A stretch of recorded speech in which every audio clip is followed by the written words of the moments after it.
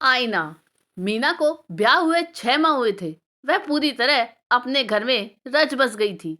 सास ससुर की दुलारी, बहनों से भी ज्यादा प्यार करने वाली जेठानी और दिन रात चाची चाची करते हुए प्यारे प्यारे छोटे छोटे बच्चे। पति की आंखों में प्रशंसा के भाव देख वह मन ही मन बेहद खुश होती कि मैंने इस परिवार को अपनाया और इस परिवार ने भी मुझे खुले मन से अपना बना लिया। ऐसे में पड़ोस में रहने वाली सुशीला यह देखकर जल भुन गई। उसका भी ब्याह मात्र कुछ माह पहले हुआ था। उसका प्रिय काम था इसकी बुराई उससे, उसकी बुराई इससे। नतीजा, परिवार से वो पूरी तरह कट गई। कुछ लोग दूसरों का सुख देख नहीं पाते। उनमें से ही एक सुशीला थी। बस वह जब भी मौका पाती, कभी रमा के पास आकर दोनों बहू की बुराई करती और कभी जेठानी नीला के पास आकर देवरानी और सास की बुराई करती। उसके जाने के बाद तीनों आपस में मिलकर बहुत हंसती, सोचती कैसे इसको सबक सिखाया जाए कि इसको बुरा भी ना लगे और हमारे संबंध भी खराब ना हो।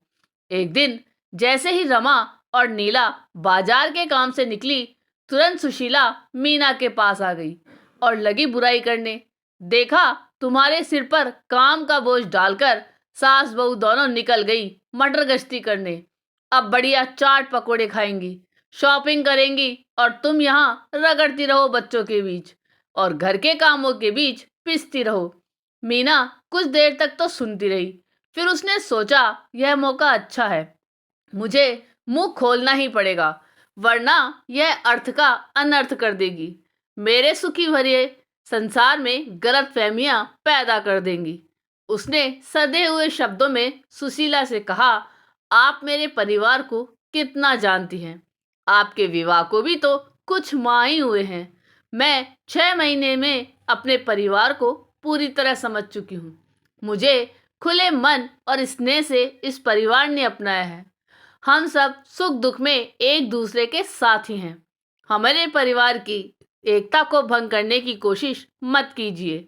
सुशीला भाभी, मैं जानती हूँ आप अपने घर में इसी लगाई बुझाई के कारण पूर्णतः उपेक्षित है। मेरे कान भरने के बजाय आप अपने परिवार को संभालें और अपने को सकारात्मक कार्यों में व्यस्त रखें, क्योंकि घर तोड़ना बहुत आसान है, जोड़ना बहुत मुश्किल। कृपया आप मुझे मेरे परिवार के खिलाफ भड़काना बंद करें। मैं नहीं चाहती मेरे परिवार की एकता पर कोई जहर का बीज बोए। अभी भी समय है, सुधर जाइए, वरना मेरे घर के दरवाजे आप जैसे चुगलखोरों के लिए हमेशा के लिए बंद हो जाएंगे। सुशीला की बोलती बंद हो गई, सिर झुकाए चुपचाप चली गई। ऐसे लोगों को आईना दिखाना बहुत जरूरी है, वरना ऐसे लोग अच्छे भले सुखी संसार में आग लगाकर खुद तमाशा देखते हैं। आपको ये कहानी कैसी लगी, यह कमेंट करके जरूर बताइएगा। चैनल पे नए हो तो सब्सक्राइब जरूर कीजिएगा और वीडियो को लाइक और शेयर कीजिएगा। धन्यवाद।